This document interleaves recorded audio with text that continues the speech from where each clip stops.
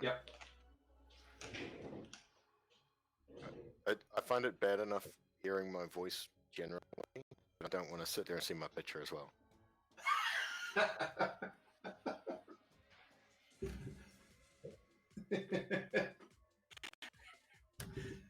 You won't have that problem tomorrow, though, with your new haircut and stuff like that. You want to look at yourself all the time, right? We'll see. It's going to be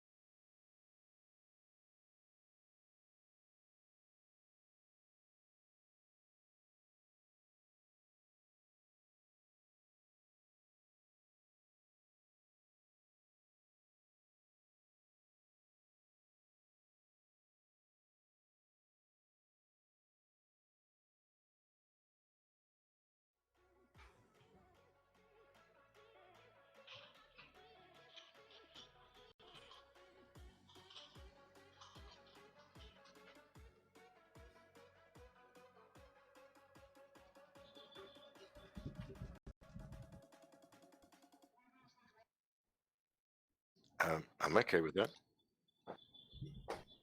You're going to be on... Yeah, that's fine. Yeah. Can you just talk once more? I'm just trying to double check that something isn't competing with itself. Just want to Simon. Tim? Hello. We are all very excited to be with you tonight. We will talk Juju-ish things. Yeah, okay. So Bedtime story about Juju. I'm just a little worried that it's actually going to start being like a ridiculous echo, or people. Just 1 second. Yeah, I'm terrified that people in the call, or people watching, are going to be hearing everyone twice. I'm sure they'll start to moan very, very quickly. But, okay, I'll flip it over. Do we have anyone online that is talking on IRC that could give us some feedback as to how it's going? Click, click, click. This potentially not. So, allow. We're going to blindly walk through this, and that's fine. Yeah. Look, what's the worst thing that could happen? It's terrible. The recording doesn't work. It's okay. Yeah, that's right. Okay, cool. That's the worst thing that can happen. Anything else is a bonus. Might actually. Could be worse. They could get video, no audio. They want to watch it but can't. That would probably be worse. That's rough. That's rough. Oh, hello. Your voice sounds a bit robotish. Whose There does? you go. Some kind of. Okay. Oh, is there a YouTube link? Yeah. Let's kick off.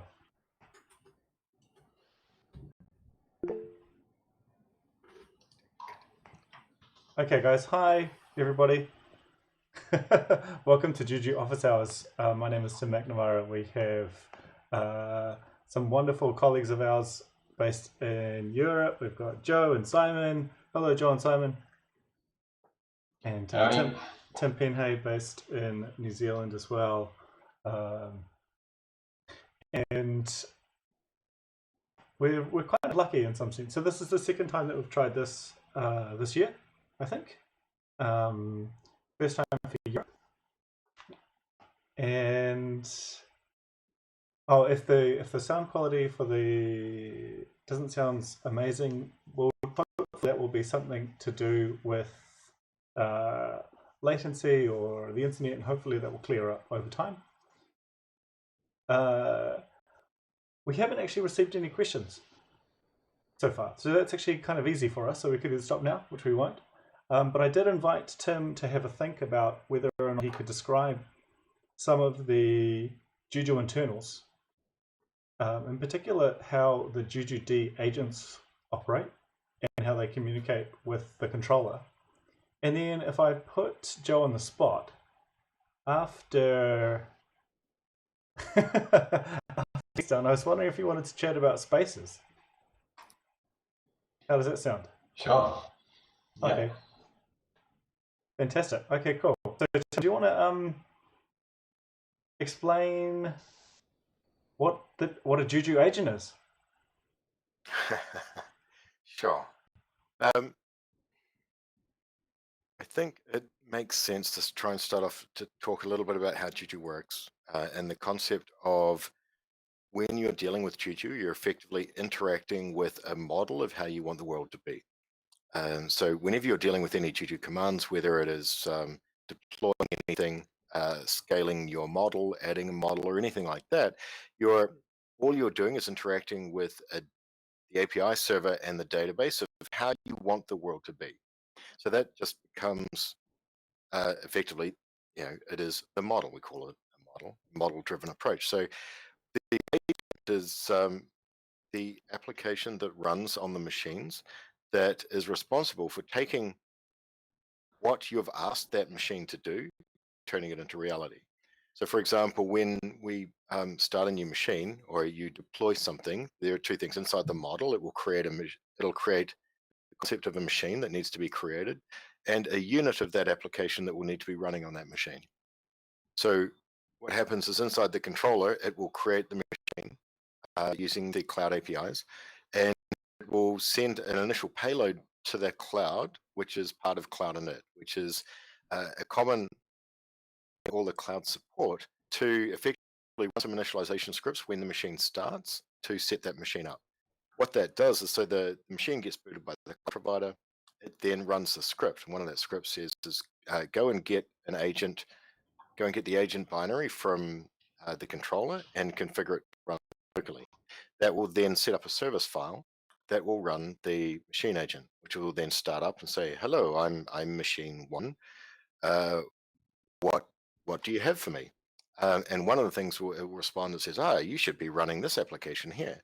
And so what it will do is it will go, one of the tasks inside the machine agent will write down a system file effectively for the unit agent. The unit agent is responsible for starting up and deploying the charm and running through the finite state machine that is the unitor. So the unitor will run the hooks for the charm in a particular order. That order has been changing recently, but the simplest way to think about it is it will run the install hook and then the config change hook and the start hook, and then it will effectively have your unit running on that machine. So conceptually, the units are agents and executables that are running on the machines that have been created for the purpose of taking the model or representation that you've said you want and making it so. So it will look at this current state of the machine. So anytime you restart that agent, it sort of looks at, analyzes the current state of the machine, looks at what you want this machine to be doing, and then works out what do I need to do to make this machine match what you want it to do, and then it will apply those changes as necessary. How's that? It's a pretty comprehensive sort of view. Has Juju always sort of operated in this way, or pretty much right from the start. Even when they did the first implementation of Juju back when it was called Ensemble, and it was written in Python and used Zookeeper, they still had this fundamental idea of a model-driven approach. So you described how you wanted the world to be, and they would have agents responsible for making that so. So it's often considered an active agent system, as opposed to some of the other configuration management tools are generally agentless and tend to do much more imperative steps. So you'll say, run this set of steps on that machine, and it will effectively SSH into that machine and run that set of steps. Juju operates in a different approach, so it has an agent running on the machine that is responsible for that machine to make sure it matches what the model is. hey, cool. So if I look in Juju status and I've got agent status there, do you want to run through what those codes mean? Or like if I'm agent lost, what should I do then? I don't know if that's an easy question to answer, but a lost agent, funnily enough, lost is a status that only applies to units, which effectively means the unit agent is not connected to the controller. So there is somewhere it is missing. It's not running. It should be talking to us, but it's not. Interestingly, if the machine agent is in the same state, it's called down, not lost. I don't know the rationale behind why that they were actually different. I don't necessarily think there's a good reason for it. But fundamentally, if it's a lost agent, it means that agent isn't actually connected to the API server when it should be. If this goes on for any length of time, then effectively you're getting into debugging the system. The simple thing to do is to Juju SSH to the machine number if you can. And then you can look at the service files, and so you could get a status of the service will be juju-d-unit-name, whatever it's called, and you can see whether or not that unit is actually running. And then if it is running, then there's effectively you're into the step 3 of the debugging process, which is, why is this agent that's running not actually connecting to the API server? And which feels like, like, actually I was going to pull in maybe Simon and Joe. If you find a very sick model, like, is that a very similar approach to what Tim has just described? Is there anything that you'd try and do to figure out why things have fallen over? Yeah, much the same. If the agent is marked as lost, then it's not reporting into the controller. So, I mean, a common thing would be network and connectivity issues preventing that, if the thing was coming up at all. So you would first verify by Juju SSHing to the machine, if you could, that the agent was running, and then try and figure out why it can't connect, or if it was flapping or something like that, which is not that common. I mean, it's not. No. Those kind of things aren't generally encountered as bugs in Juju. They're bugs in actual, the physical connectivity of the machines. So it wholly depends on the provider as well sometimes. That's correct. Yeah. So you could be on using metal machines on MAS, or something on AWS, which would be two different kinds of things that you would have capacity to debug, because you can generally do a lot on a MAS machine that you can be at arm's length from on another provider. Yeah, exactly. But you can sort of there is also a thing in the controllers called the Juju engine report, and you can get various things like heap profiles, go routine lists, and you can also see when they last reported in. So you can sort of Oh, that's cool. Hey, no, with yeah. Again, any sort of. outages that you can detect. Sorry for putting you guys on the spot in a sense. I thought I'd also give Simon a bit of a heads up. I thought of a question for you for later as well. I wanted to chat about Pilot Juju, and in particular how it knows how to talk to a Juju controller and sort of pretend to be a client. And so I'll just kind of leave that in your brain for later. But nice. But Joe. Yay! Yay, fantastic. So Joe, I sort of thought a good place to go, since you've decided, well, since you're able to join us, was to chat about spaces and maybe some of the stuff that the user community might be able to look forward to in like a 6 to some number of months sort of time frame. Sure. What is a space?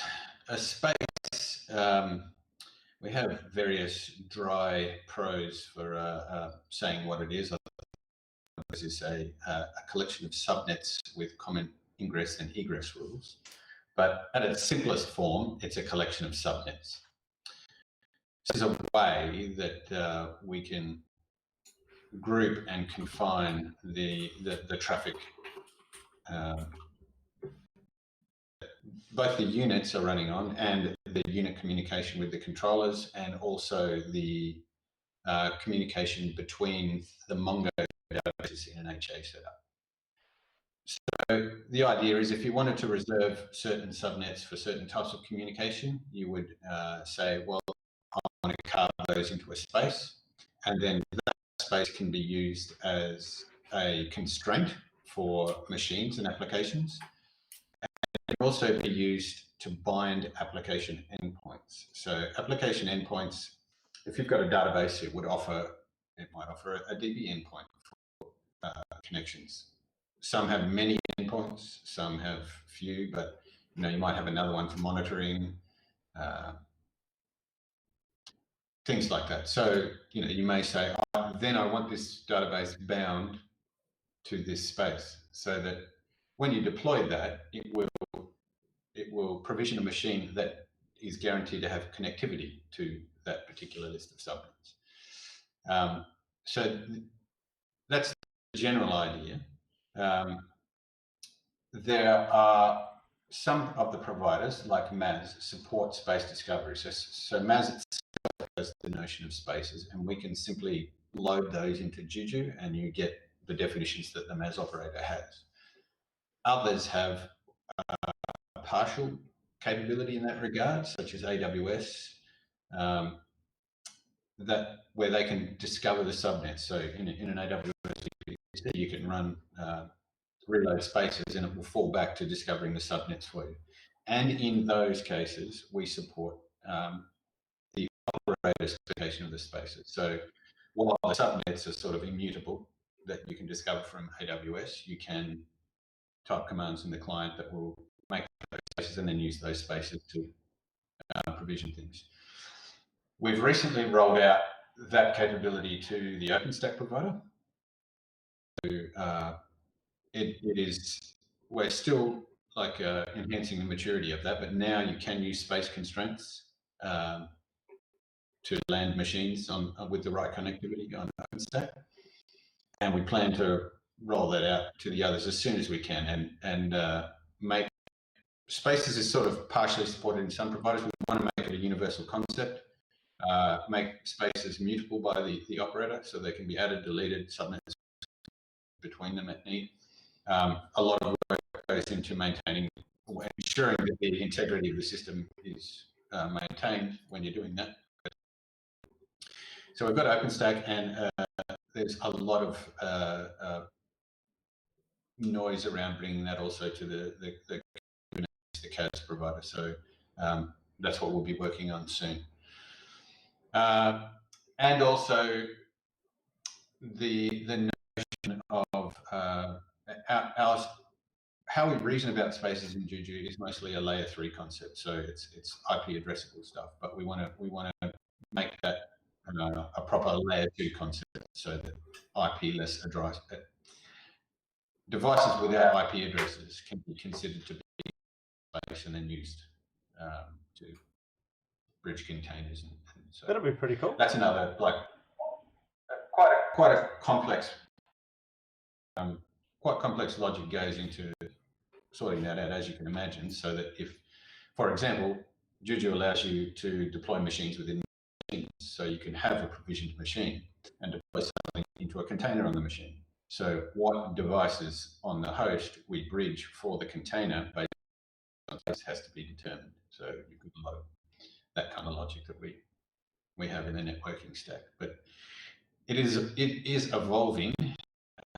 It's a lot more mature than it was, and we're hoping to sort of bring general cohesion and universal application across all the Juju providers. Yeah, that's fantastic. I was pretty done. In 2.8 we're changing some of the command experience as well, and so hopefully we'll get that all recorded for everyone.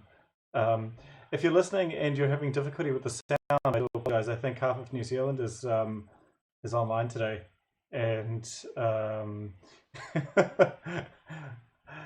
Probably streaming videos.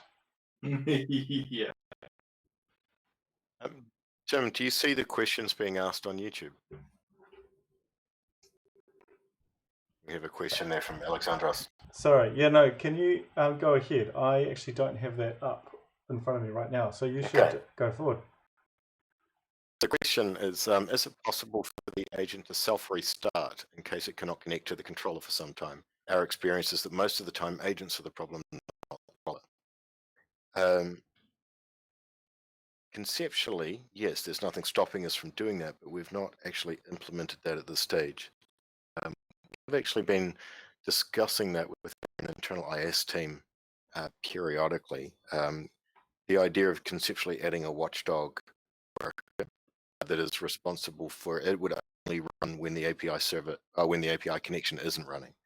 And so the concept there is that if it had, we could configure it with a particular timeout, whether it be 6 hours or a day or something reasonably large, that if it wasn't reconnect for that period of time, it would effectively exit one, rebounce the exit the application, which would then cause systemd to restart the process and sort of start afresh. For some reason, we have seen situations where the API that's trying to connect the agent to the controller, and for whatever reason, that process just doesn't seem to be able to connect, but when we restart the process, it's fine. I'm not sure which part of the networking stack tends to get stuck there, but we have seen that. So we've been brought up, but it's not something that we've actually done yet.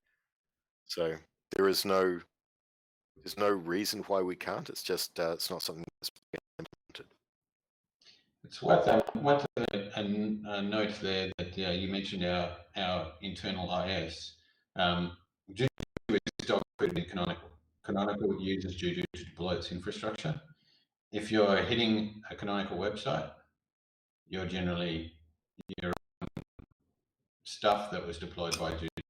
It's used extensively by us internally and for our clients. So it gets a good impression, and so do we. Particularly when there are issues. Yeah, hey, thanks very much for sort of taking over the term. I expect that we'll have a question incoming from Eric from Scania relatively shortly. But hey, Simon, what is this PyLib Juju thing? And like, what can I do with it? And how does it work? So yeah, it is another client. And what I mean by client is a way to interact with a controller.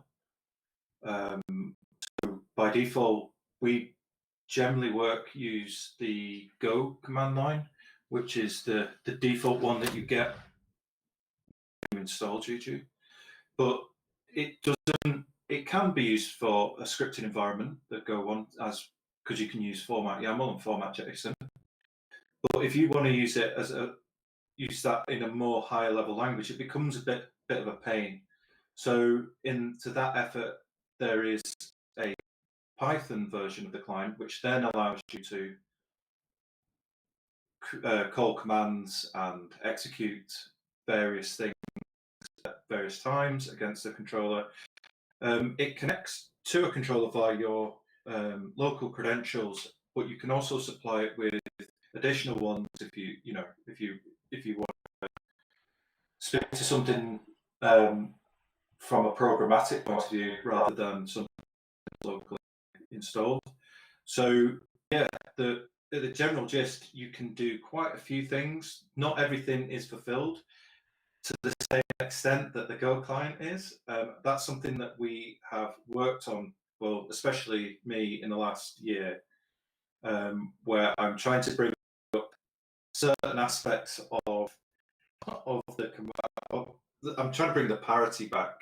So there are certain things in Pilot Juju that will never be fulfilled, like bootstrapping, destroying of controllers. Oh, sorry, killing of controllers. I think there's certain commands that we won't bring into Pilot Juju, but everything else we want to bring. So if you're working, so if I'm developing a feature for Juju in Go and I implement it in the Go in the Go client, I should, in theory, then do the same thing for Juju where it makes sense. So yeah, and the idea is then that people can then write scripts against it, write in Python against it. So that's the general premise. Yeah, that's fantastic. I mean, I have played around with it myself. One of the things that I've really enjoyed doing is writing Juju plugins, actually. So because you can write it in Python and it has the same access to the controller as the client, it makes it, yeah, it's a sort of ergonomic way to write code that interacts with the Juju model, as far as I can. And in fact, it doesn't need to be restricted to one model. It can tell the controller what to do, which I find it. So thanks very much for all your work. So now, but yeah, well, I just give a bit of background. Previously, the problem we had with Pilot Juju was that it had a tendency to break if a new API version came out and you were trying to speak to an older API, because the way that it worked previously is that there is a very good mechanism inside Juju which allows us to pin a client to a certain API version, and these we try our best, and the benefit is tried it, where we try not to break older API versions with new features. So we try and add new versions of APIs that will always be be backwards compatible. And previously in Pilot Juju, that wasn't adhered to some extent, and so it became a bit difficult if you wanted to speak to an older controller and a newer controller. So, like what you were saying before, Tim, it'd be great if you could like talk to one controller that might be 27x, and you were trying to talk to 4x. You would it become difficult in certain commands. So what I've done previously in the last year, we've implemented the same mechanism that's in the Go client. It is now in Pilot Juju, where it will negotiate which API versions it supports, and from the controller aspect, so the controller will say, these are all the API versions that I've got, and Pilot Juju, these are all the things that I know about that I support, and it will perform a union of those and say, these are all the intersections, and it will give a better experience. There's less problems when you're trying to use certain API calls. So that's generally that's been implemented. Been in since 2.6, I think, the Pilot Juju. So yeah, that's hopefully you shouldn't have any issues where you're talking to different versions. Thanks very much, Simon. Hey, so now we've come to a very easy question, let's say, controversial, potentially. So we just chatted. I see the question. we just chatted about Canonical and how Juju is all through Canonical, and obviously we've got first class support for Ubuntu. The question is, to what extent do we support other operating systems, and in particular other Linux distributions? Very generous way of asking the question, I see. Yeah. I would say my thoughts around this are we have tried to write Juju in such a way that it is accessible across multiple platforms. Our drive for what our team spends a lot of our time on comes from effectively a lot of our customers or stakeholders and what they end up doing. Since Canonical drives a lot of the business at the moment, clearly most of our support has been, and most of our focus has been on ensuring that the Ubuntu experience is pristine. A particular one is Juju should also work on CentOS. And there are some issues where there are aspects where we say, yes, it works on CentOS, where certain, the unit tests on CentOS, and we can work on aspects of it. But I think there are still failings where where things are harder than they should be. In particular, things like determining the correct image to spin up on various public clouds when you say, I want a CentOS image. I think getting the team to focus on addressing the issues like that is pretty much coming down to users. If we end up getting more users asking for support or other Linux distribution support, we can put in arguments of saying, yes, we can get the team to dedicate some time to improve that. So I think that fundamentally it's going to come down to usage. And if people aren't filing bugs or pushing on it, then to ignore it, if we're going to be blatantly obvious around it. Ignoring it is, well, it's not so much ignoring it as if the wheel isn't squeaking, we don't attend to it, right? Yeah, of course. And I mean, it's actually very, very good that we are getting questions relatively consistently. It sort of keeps us honest. And so I would urge people to carry on asking or kind of demanding potentially support for CentOS and SUSE, let's say. I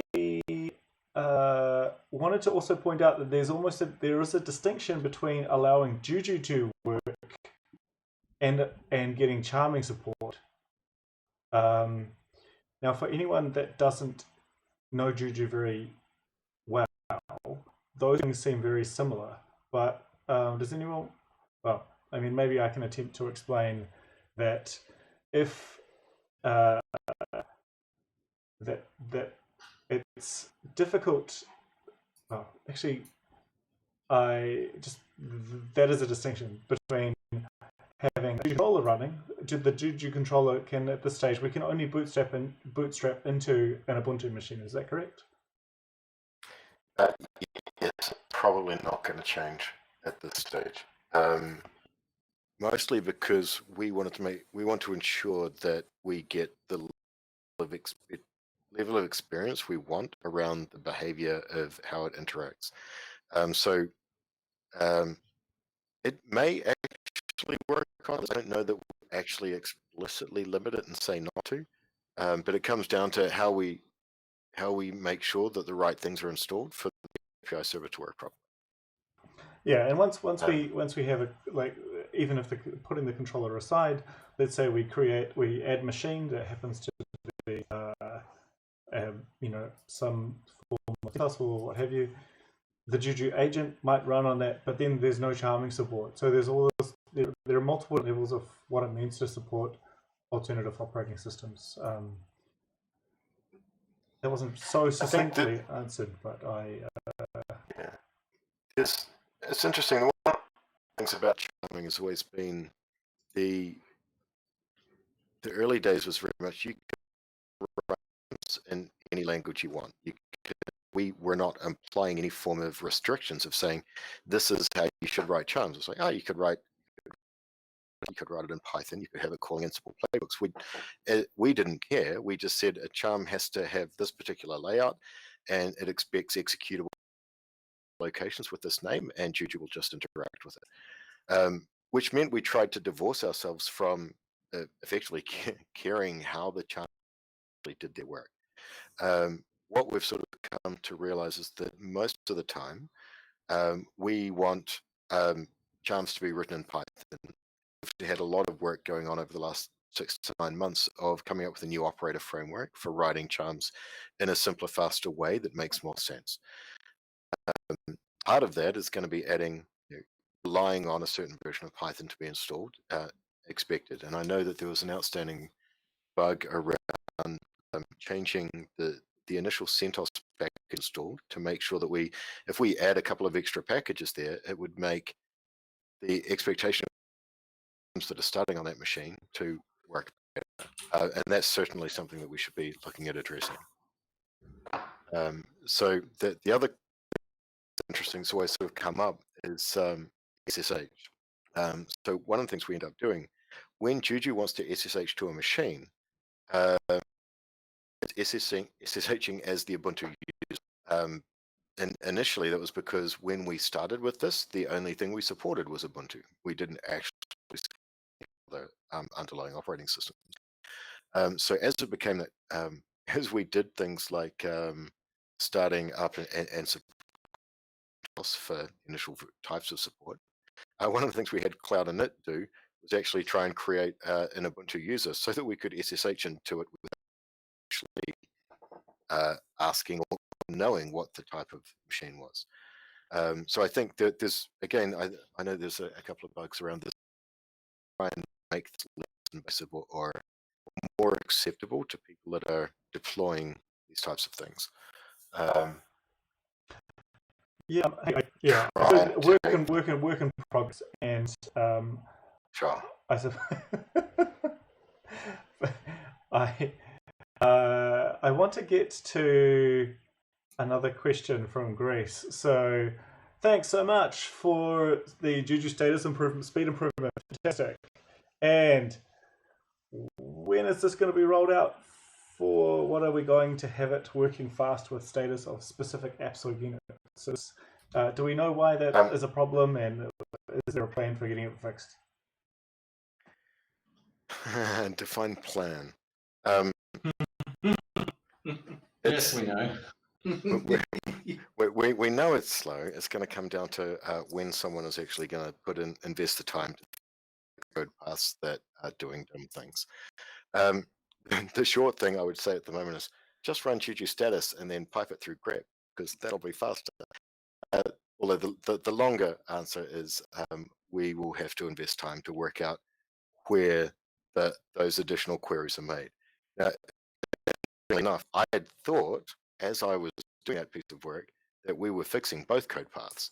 So the fact that doing it with a particular application name after it, so saying Juju status with an application name, is actually doing something different. I found a little surprising because I did not expect that.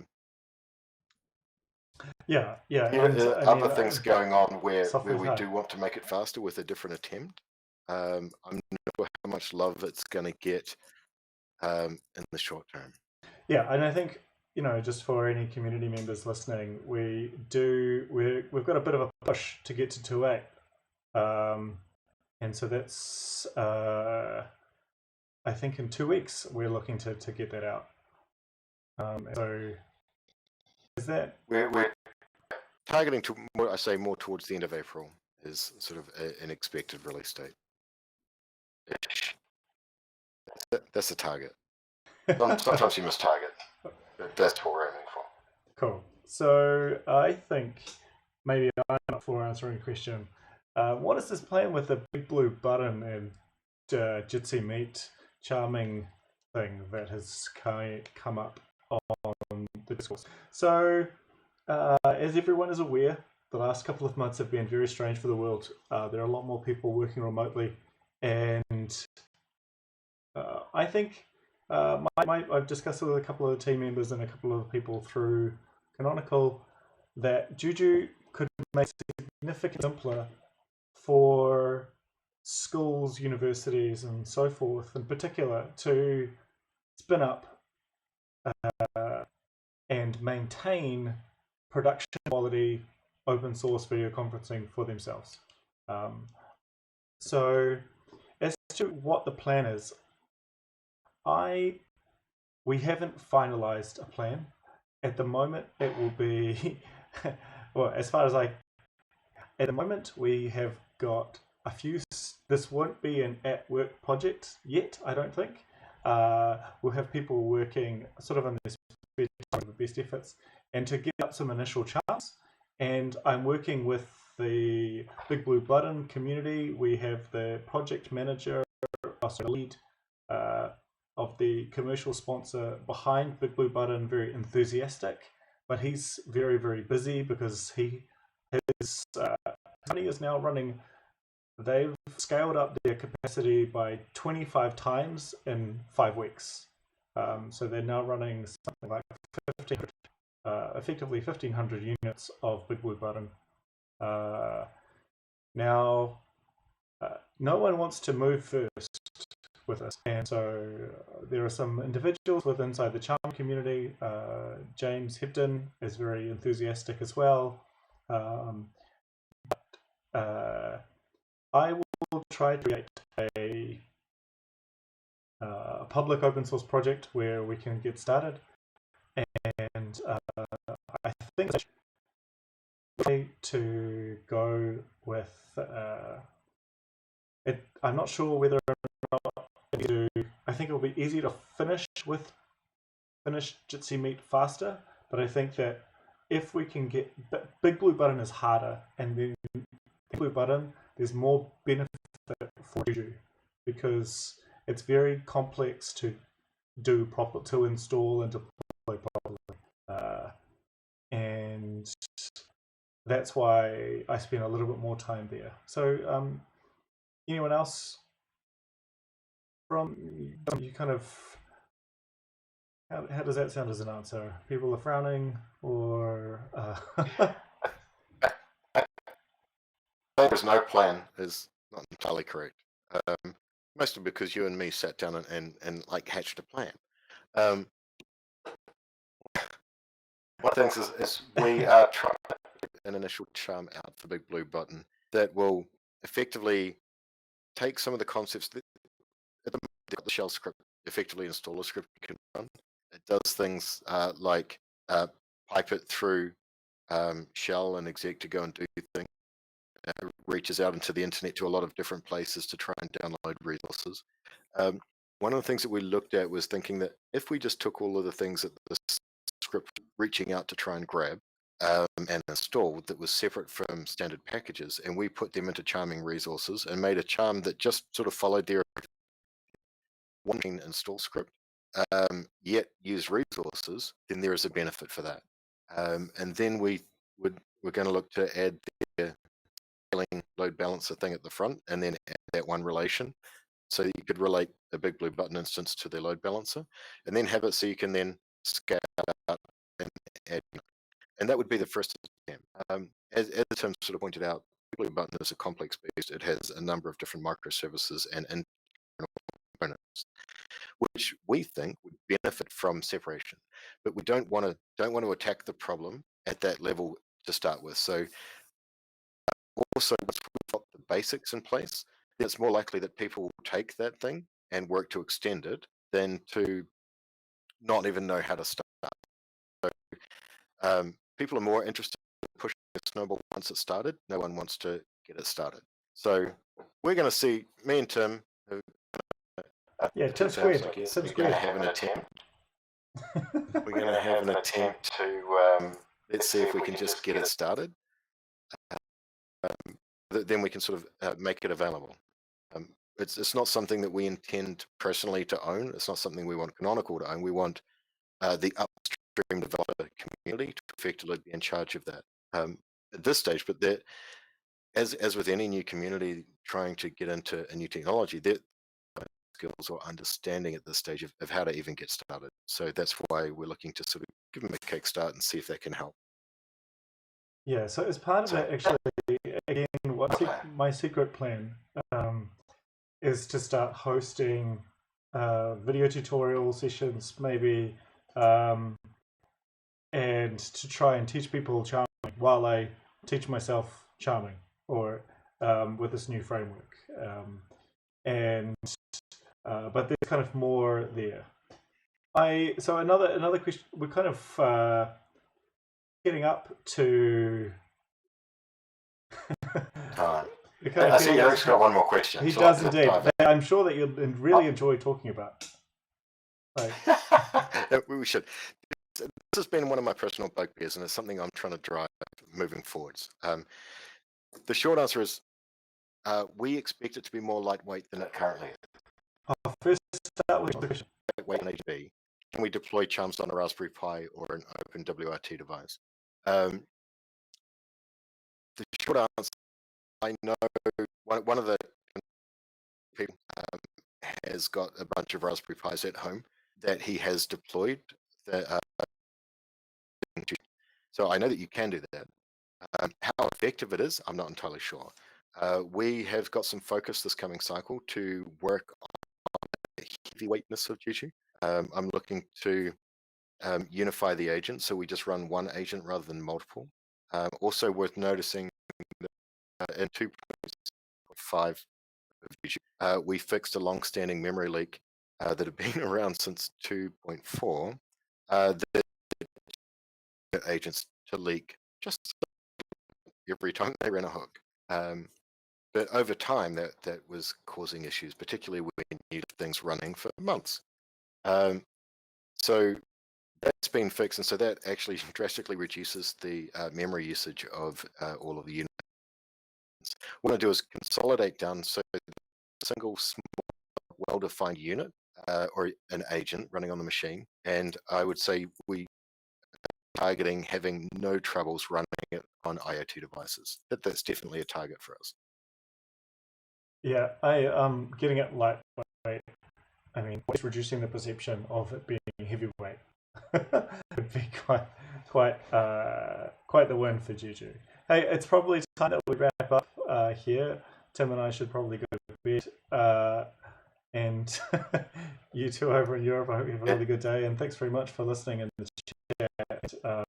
It's really good to be able to answer questions that we've been receiving, so it's fantastic. We'll see everyone maybe in a month. If you guys. Ciao. Yeah. See you later. Guys. Thanks very much for persevering with the sound, by the way, everybody. Have a lovely day. Bye.